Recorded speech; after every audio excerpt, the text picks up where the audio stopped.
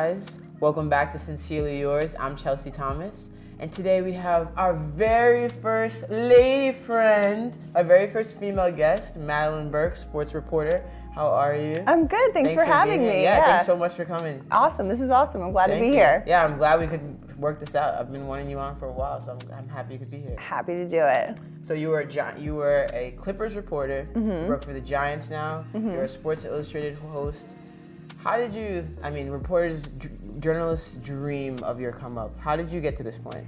It's funny, you know, I remember the days that I was dreaming of having a role like this, but in the moment, it's almost like you got to remind yourself to be like, okay, like be grateful for where you are, because no matter how far you go or where you've been, there's always goals that you have or things you want to achieve or things you're trying to do. But yeah, I mean, it's a hustle. I mean, you know, like working in this industry is very subjective. You're going to hear a lot of no's. You're going to hear a lot of people who have judgments or don't think you're ready or don't think this or whatever. It's just about finding the right opportunities and the right people who believe in you and put you in a position to succeed. And I've been really fortunate to find several of those people who have given me opportunities to grow in this career. Is it still surreal for you? Because I mean, being at the Giants practice facility, you know, rubbing elbows with Odell super casually. Yeah, I mean, I don't think we actually rub elbows, but, you know, this might be a handshake I have to implement this next season. Yeah, you definitely should have your own handshakes. Just a little elbow rub, yeah. No, I mean, it is and it isn't. It's funny because you get used to it a little bit, and, you know, for me, it's just these are the guys that I see at the office every day, you know? But yeah, I mean, it's really fun to watch as the season evolves and you know, these players who, some of these guys are going to be future Hall of Famers or really memorable players in the sport, and just interacting with them in the cafeteria casually or whatever. It's one of those things where you have to remind yourself to take a step back and be like, wow, this is really special what I'm able to do right now. So this is year 3 for you with the Giants. Yeah, just wrapped up the 3rd season, yeah. And, you know, last season was a shit show. And this season it was, you know, we didn't do as well as we wanted to do, but we still did better. Yeah. So what was it like being in the building with all the Saquon hype? Well, I think the biggest difference between the 2017 season and the 2018 season was the vibe in the building, and I think I attribute a lot of that to the coaching staff and to, you know, the new GM Dave Gettleman and Pat Shermer. And you know, you walk into a locker room and people still had a really positive attitude, which is a positive thing, and it makes going to work a little bit easier, whether it's winning or losing or whatever. Obviously you want to be winning, but you know, when things aren't going the right way, these guys were still looking to right the ship every week. And as far as Saquon, he is a special player. I mean, I remember watching him at Penn State thinking, like, this guy is going to make a difference. And then as that season went on and the Giants season went on, and realizing the Giants' positioning in the draft and realizing that there was a chance that this could line up, that he could be on the Giants, I remember thinking, like, that would be really something special. Yeah. And then, you know, Dave Gettleman was like, you know, any player you draft at number 2 overall, you got to imagine being able to wear a gold jacket in the Hall of Fame someday. And drafting Saquon Barkley, who easily you could imagine being a Hall of Famer after what we saw his rookie year. Yeah. Not only is he a ridiculous talent on the field, but he's also just a really good guy. Yeah, I was gonna ask you, what's he like off the field? He's really humble. He loves his family. He loves his daughter. He's a really kind person, and he also he understands it. He prioritizes the right things, and he makes sure that he's a professional and carries himself as a professional, which I respect a lot. Yeah. He fits in well with the New York media. Very well with the New York Giants culture as well, because the Giants, as you know, I mean, you were there. Yeah, that's how we met, guys. That's how we met, Chelsi. I interned for the Giants. She was working there. It was her first year, and we just became friends. And there you go. And but it's an organization in which, like, they really value tradition. They really value class, and they really value kind of this image of what being a member of this New York Football Giants family is. And Saquon embodies that top to bottom. You know, there were a lot of down moments in the season. Like in the beginning of the season, I was like, oh no. Like, it's looking like a repeat of last year, but you know, he always kept me hopeful, and like, we can do anything with Saquon. And he very often had, you know, like 4th quarter touchdowns. I was like, we didn't win, but you still kept us in there. Yeah, and it's like a little different when you're going against prevent defense in the fourth quarter and stuff like that. But the other thing too is, you mentioned I used to work for the Clippers. And when I worked with the Clippers, my first year was Blake Griffin's rookie year. And this last season kind of reminded me of that. Like the Clippers that year were a 27-win team, but Blake Griffin was the most fascinating rookie and possibly player to watch in the NBA that season. And Saquon kind of had that thing as well. Like the Giants were not, a Super Bowl contender this season, but he was so much fun to watch. And every week he would juke someone out of their shoes or have some spin move, and just there goes Saquon pushing the B button again. Yeah, exactly. And you're just watching him in awe. And the ceiling for this guy is so high. I'm really excited to see what's going on in year 2. Yeah, I'm hyped for him. Yeah. So you're on the field during game day. Are you superstitious at all? Do you have any game day rituals? I'm not superstitious. I think I'm just like regular-stitious. Regular-stitious? Sorry, I had to make that like terrible dad joke. It's okay. It's okay. We'll let it slide. Let it slide. Just I was like, yeah, I gotta deliver that. It's okay. No, I don't think I'm superstitious, but I do think I have like a rhythm. Because on a game day, it's very rhythmic. I think whether you're a player or a coach or a member of the media, there's certain things that you do at certain times, and that's just kind of, at this time I'm here, this time I'm there, and it's just like a rhythm that you get into. And it's cool. Like for me, it sometimes can feel like, okay, here's where I'm gonna do this again, here's where I'm gonna do that again, but I'm on the field, I get content, and I'm like, filming guys warming up and putting on social media. The guys like kind of getting into their vibe and dancing and catching passes. A lot of your dancing videos that you recorded went viral. They do. Like Bleacher Report shared it. Yeah. And it's great because that to me, I just go down there and I'm like, this is something that I find interesting, so I'm gonna record it. I'm gonna put it on my Instagram. I'm gonna put it on social media and Twitter and share it because I thought it was a fun moment, and I'm sure somebody else will too. And Odell's a great dancer, so right, just get content. 100% best dancer in the league. However, Russell Shepard has some moves. Well, I don't know if they're like good. They're not moves. Odell moves. They're like emphatic. Like he's feeling it. He's into it. He's a good like posy vibe presence on this team. But yeah, and I mean, it's fun. I like capturing moments, whether it's, Odell dancing or like a guy wearing a, certain type of shoe or somebody writing something special on their glove or things like that, because those things that I find interesting that, you don't really see on the national broadcast, you don't really get to see the kind of smaller details. I like to share that because I have a really unique perspective, and yeah, if I think, oh, this is interesting, I'm sure somebody else will too, and I think it's kind of proven so. Yeah, definitely. And it also I like when you can kind of feel like an attachment to a player, you know? Like when you see their personality more. Yeah. Like I love Odell. Like he's very good at just showing his personality. Like I follow him like on social media and stuff, and he seems just like, he gets a lot of flack and stuff, but he's just like he's enjoying life. Unapologetically who he is, which is something that I think we all strive for, is to just be comfortable in our own skin. And to be like, this is who I am, and I'm going to embrace that. And he does that very well. And sometimes, people are not comfortable with it or whatever, but I think that's a them problem as opposed to a him problem personally. Because I think I agree. I think that's something that, as humans, we all strive for, is just finding out who we are, embracing who we are, and being authentically who we are.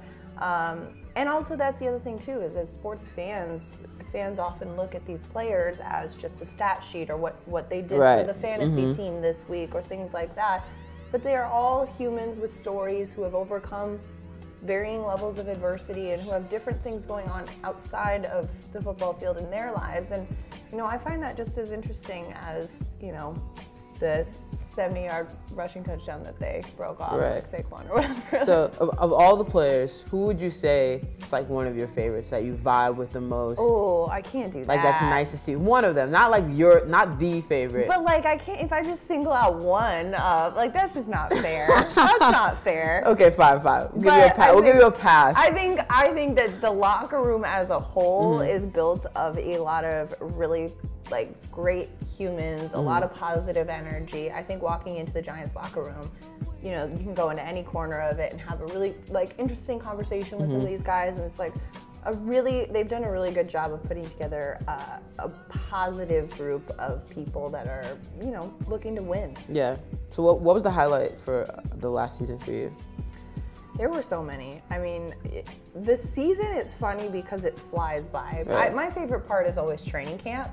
I have been in that facility for training camp. The food during training camp too. Of course you would highlight the food. Yeah, I remember you and Brandon London are like the food people. I remember the last day of training camp and they did something like special. They had like this like lobster, like seafood gumbo. I was like, yeah. I do not remember I remember that. And that was like 2-3 years ago. Like I remember that. I don't remember this at all. But my favorite thing about training camp is that, like, number one, is warm outside, right, which for most of football season it is not. Yeah. But it's also like that first day of school vibe where you're just getting back, everyone is kind of together again, everyone's really excited. It's a clean slate and the possibilities are endless, the energy is high, people are loose, they're vibing, you're just kind of understanding the new, especially this year, you know, with the new coaching staff, you're watching as the offense is evolving and the defense is evolving and what they're planning to do, and the kind of fresh beginning feeling that you get at training camp is one of my favorite things. So. Yeah, I love that. Yeah. Like, I love that feeling. I miss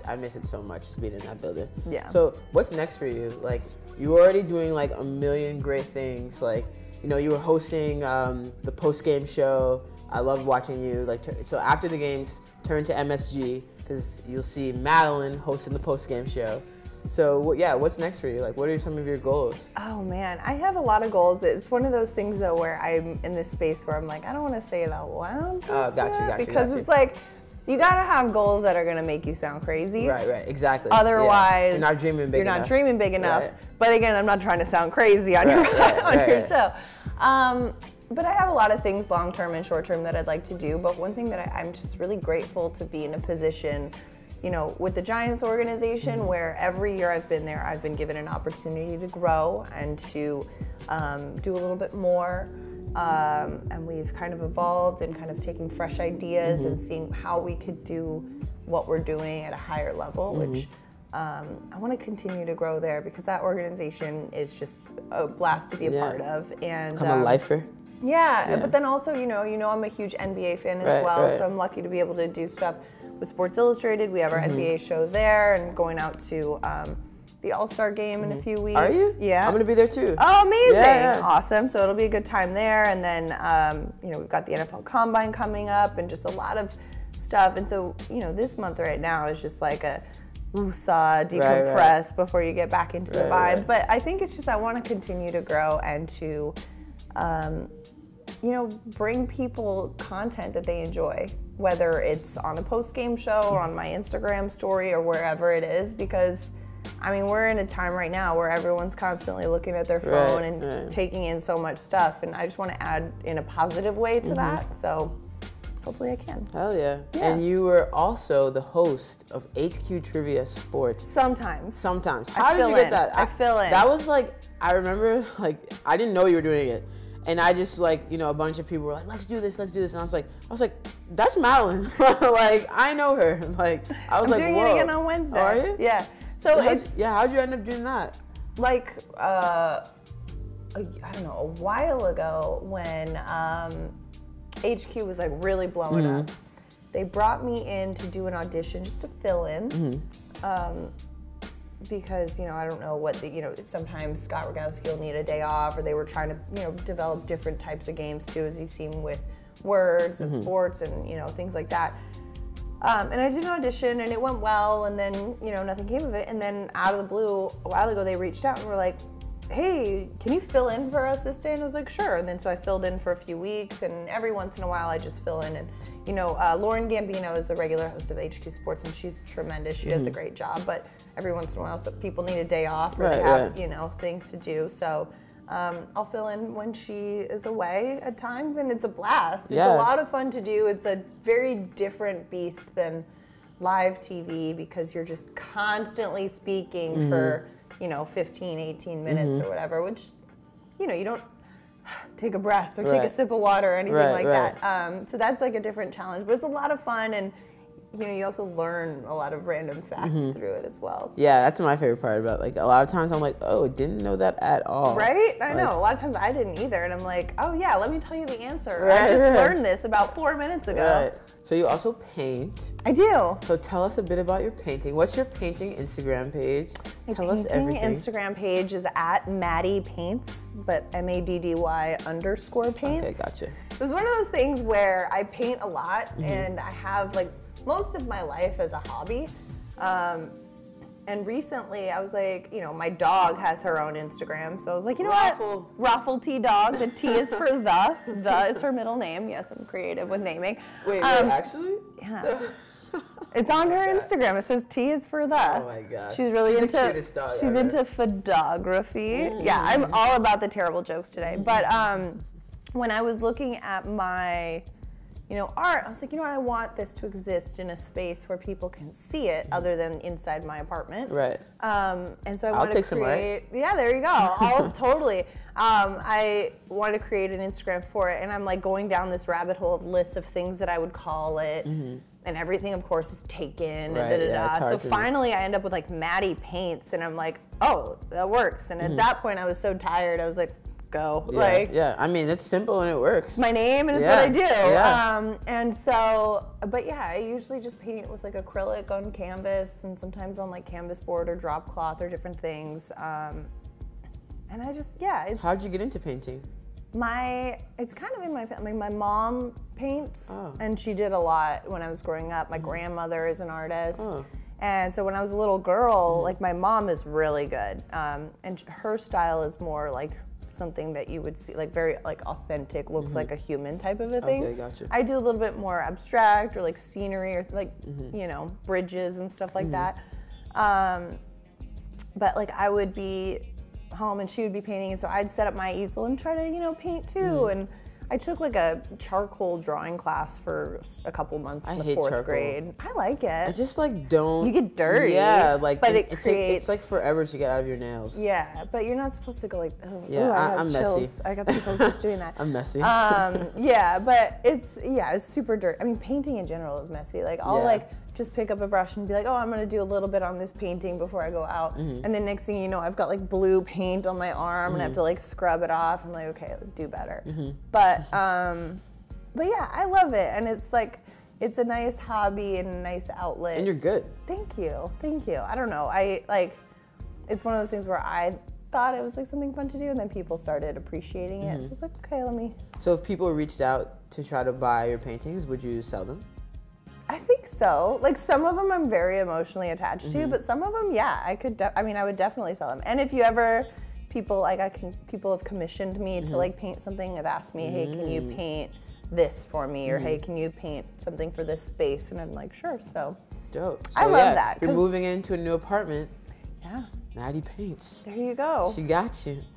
Well, thank you so much. You're amazing. I look up to you. Oh, thank you. You've helped me throughout my little beginning of my career. I hope to. This girl's gonna do big things. Like she works hard, and I'm really happy to support that. Thank you. Sincerely yours, Madelyn Burke, Chelsi Thomas. I'll see you guys soon. Peace.